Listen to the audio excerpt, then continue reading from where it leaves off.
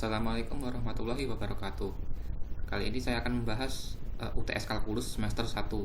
Ada 10 soal, tetapi 8 dan 2 diantaranya beranak A dan B. Yang pertama, tentukan domain dari fx ini, lalu gambarlah grafiknya. Saya pisah menjadi dua, yang ini adalah fungsi rasional dan sedangkan yang ini adalah fungsi trigonometri. Untuk fungsi rasional, syaratnya adalah penyebut tidak boleh sama dengan 0. Setelah dilakukan operasi, diperoleh x tidak boleh sama dengan pi. Karena jika x sama dengan pi, nanti fungsi ini tidak terdefinisi. Diperoleh domain f adalah x sedemikian sehingga x tidak sama dengan pi dan x anggota bilangan real. Yang trigonometri tidak perlu kita cari syaratnya karena fungsi sin itu pasti terdefinisi di seluruh bilangan real. Lalu untuk menggambar grafiknya, saya akan gunakan cara ini. Sin grafiknya seperti ini. Lalu fungsi rasionalnya bisa kita sederhanakan. Pembilangnya yang dikuadratkan sama aja dengan mutlaknya yang dikuadratkan lalu dicoret, karena x-nya tidak sama dengan pi. Kurang lebih grafik mutlak x seperti ini, dan jika ditranslasi minus pi maka akan bergeser ke kanan. Kedua grafik ini akan saya gabungkan menjadi seperti ini.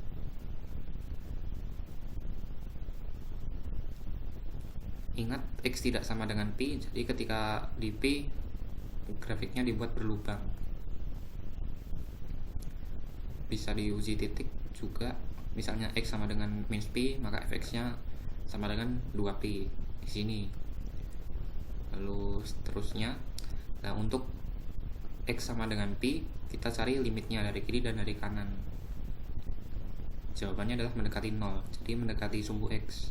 Tetapi tetap berlubang ya, karena tidak terdefinisi untuk x sama dengan pi.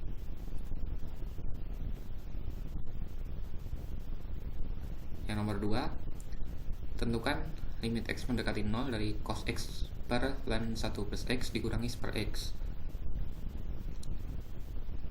Soal ini menurut saya cukup sulit, jadi saya perlu bantuan teman saya. Kreditnya nanti ya di kolom deskripsi. Saya akan kalikan silang, samakan penyebutnya. Lalu uji saya bagi dulu dengan x. Jadi x-nya dicoret, yang lain ini saya kalikan dengan super x. Lalu dengan sifat eksponensial, super x-nya bisa naik menjadi perpangkatan pada sebuah logaritma. Sedangkan dengan sifat limit, saya bisa masukkan limitnya ke dalam. Dan perlu diingat, limit x mendekati 0 dari 1 plus x pangkat per x itu sama aja dengan e. Dan ln e, jika kita substitusi x mendekati 0, akan sama dengan 1. Cos x juga sama dengan 1.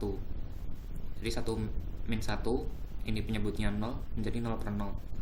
Karena 0 per 0, maka kita bisa gunakan teori L'Hopital.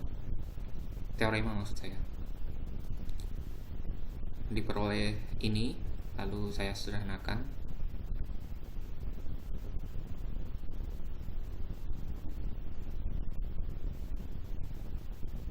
Saya pisah untuk sebagian sukunya, suku pertama dan suku kedua. Yang kiri jika saya substitusi akan diperoleh 0, sedangkan yang suku kedua ini akan terbentuk 0 per 0.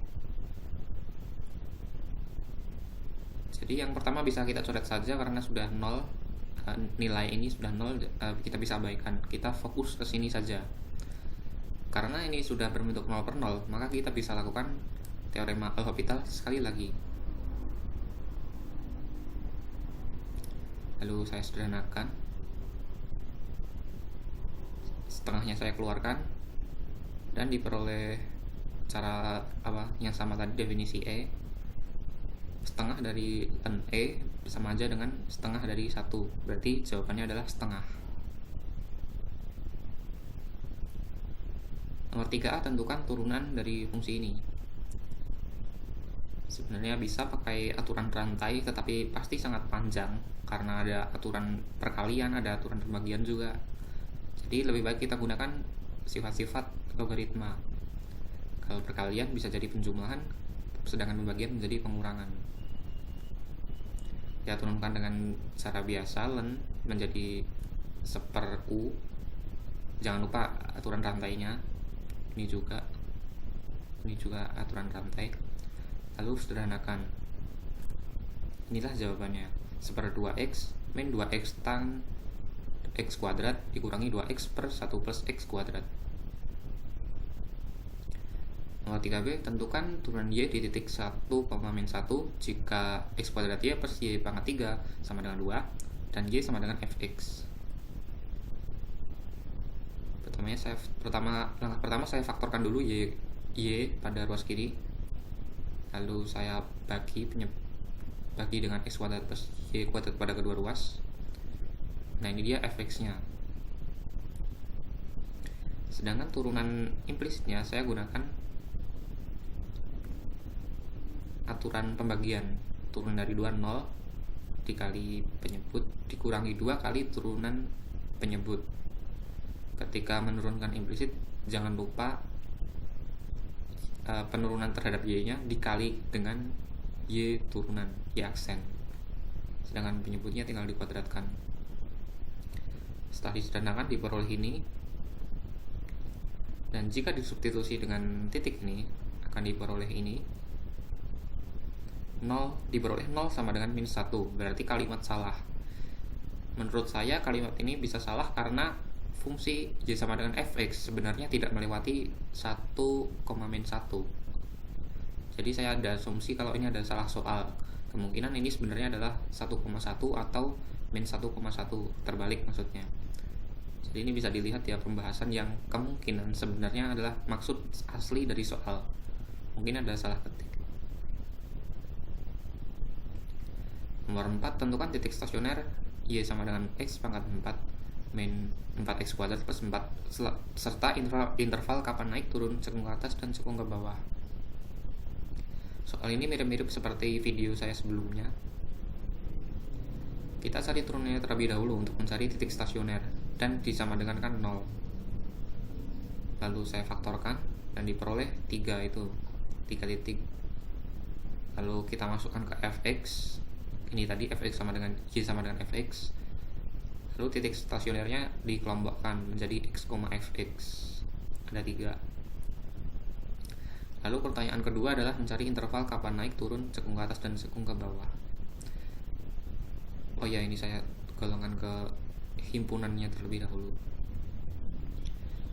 Untuk mencari titik belok, yaitu yang menentukan kecekungan, kita cari turunan kedua dan disama dengan kan 0. Lalu saya faktorkan dan diperoleh absis belok sama dengan minus akar 6/3 dan akar 6/3. fx-nya tidak perlu kita cari karena kurang penting dan tidak ditanyakan. Yang penting kita dapat absisnya. Lalu saya akan uji titik di x sama dengan 1. Ketika x sama dengan 1 diperoleh trennya itu turun, sedangkan kecekungannya ke atas. Jadi bisa saya masukkan ke tabel. Ini udah ada intervalnya, pakai titik-titik penting tadi ya. Ini ada 1, 2, 3, 4, 5. Jadi saya bagi menjadi 6 daerah karena ada 5 titik penting. Lalu untuk x sama dengan 1 berarti masuk interval yang ini. Trennya tadi ketika uji titik turun dan kecekungannya ke atas. Sebenarnya untuk mencari tren dan kecekungan di interval lain itu bisa dicoba satu-satu, diuji titik satu-satu. Tapi kalau mau mencoba 12 kali silahkan. Saya ada trik, yaitu untuk setiap titik penting ini tadi, misalnya titik stasioner, maka trennya akan berubah. Misalnya nih ketika x kan termasuk titik stasioner, jadi misalnya ini turun, maka ketika melewati batas 0 ini menjadi naik. Sedangkan titik belok itu akan mengubah kecekungannya. Mungkin terkadang kalian menemukan ketika titik stasioner itu kebetulan sama dengan titik belok. Kalau terjadi demikian, maka yang berbelok hanya kecekungannya saja, trennya tetap sama. Lalu kita selang-seling tergantung aturan batas tadi dan diperoleh tabel yang lengkap. 5A, selesaikan integral ini. Saya misalkan U sama dengan 2x min 1 dan DU sama dengan 2dx. Lalu saya substitusi. Batasnya jangan lupa diubah. Jika x-nya sama dengan 0, berarti U-nya jadi min 1. Sedangkan yang tak hingga tetap tak hingga. Saya keluarkan seperempatnya, ada setengah-setengah. Saya pisah. U per U pangkat 3 sama dengan U pangkat min 2, sedangkan seper U pangkat min 3. U pangkat 3 sama dengan U pangkat min 3. Yang kiri saya biarkan seperti itu saja, sedangkan yang kanan akan saya pisah menjadi dari minus 1 sampai A dengan A mendekati 0, lalu B mendekati 0 sampai tak hingga. Saya mau uji yang warna merah ini saja. Jika disubstitusi maka akan diperoleh nilai negatif tak hingga. Ya, tepatnya ketika disubstitusi dengan 0 ya, menjadi 1 per 0 pangkat 3. Karena nilai salah satu integral yang telah saya pisah ini mengarah ke tak hingga atau negatif tak hingga tepatnya, maka keseluruhan integral ini pasti akan menjadi divergen. Jadi tidak ada solusinya. 5B, selesaikan integral berikut dikali 64. Saya misalkan U sama dengan 16x pangkat 4, DU sama dengan 64x pangkat 3 dx. Saya substitusi, lalu saya sederhanakan. 64 nya bisa dicoret, x pangkat 3 nya ini menjadi x pangkat 4. Oh ya, batasnya jangan lupa diubah ya. Kalau x nya 0 maka U nya jadi masih 0. Sedangkan jika setengah maka setengah pangkat 4 sama dengan 1/16 dikali 16 sama dengan 1. Jadi batas atasnya jadi 1. Kembali ke yang tadi, x-nya saya ubahkan ke permisalan. X pangkat 4 menjadi U pangkat per 16. 16 yang saya keluarkan, lalu U pangkat 1 sama aja dengan U pangkat 2 min 1. 1 min U pangkat seperempat sama dengan 1 min U pangkat 5/4 min 1. Dari sini sudah terlihatan bahwa ruas ini merupakan fungsi beta. Jadi diperoleh 6 beta dari 2,5/4. Dicari dengan relasinya dengan fungsi gamma, bisa disederhanakan dan akhirnya diperoleh 1/45. Untuk nomor 6, cari luas yang dibatasi oleh fx sama dengan x pangkat 4 min 4x kuadrat plus 4 dan gx sama dengan x kuadrat. Langkah pertama tentu digambar terlebih dahulu, karena untuk mencari luas itu berbeda dengan mencari integral biasa. Karena kalau integral itu di bawah bisa bernilai negatif, tapi kalau luas kan tidak mungkin negatif.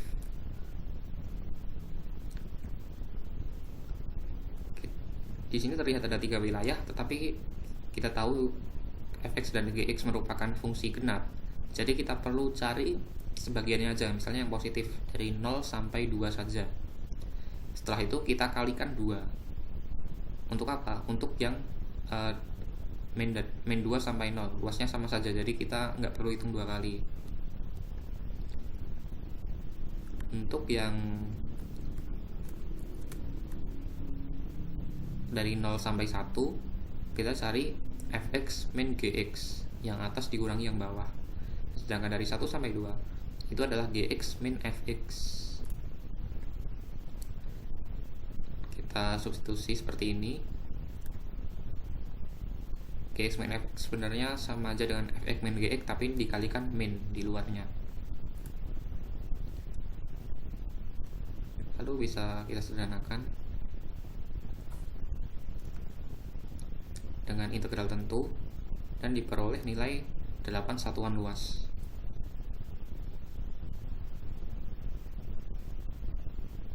Tentukan deret tak hingga ini apabila konvergen.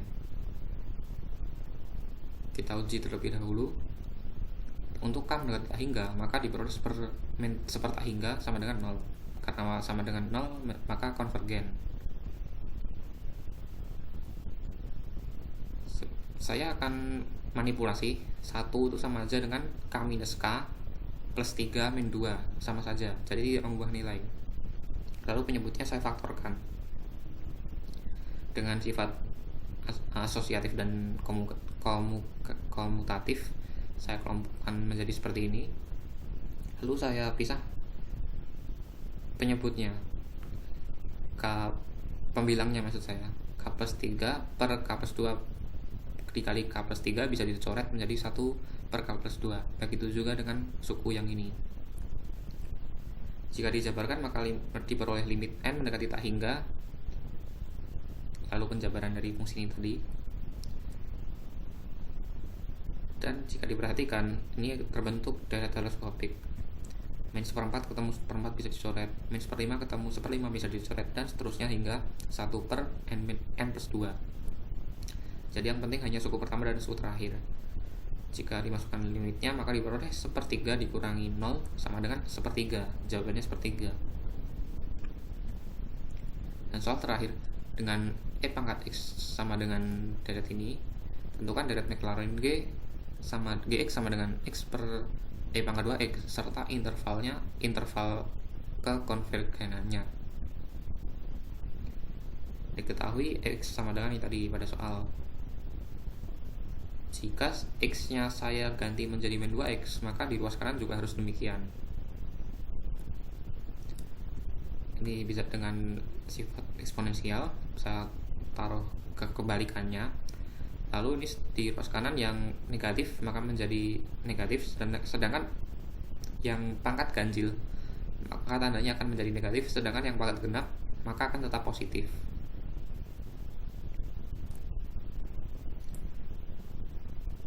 Setelah itu kedua ruas saya kalikan X, diperoleh ini rumusnya.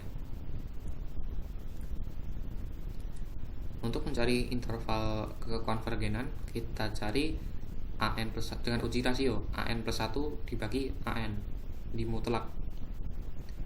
Setelah disederhanakan diperoleh ini, dan itu harus kurang dari 1 agar konvergen.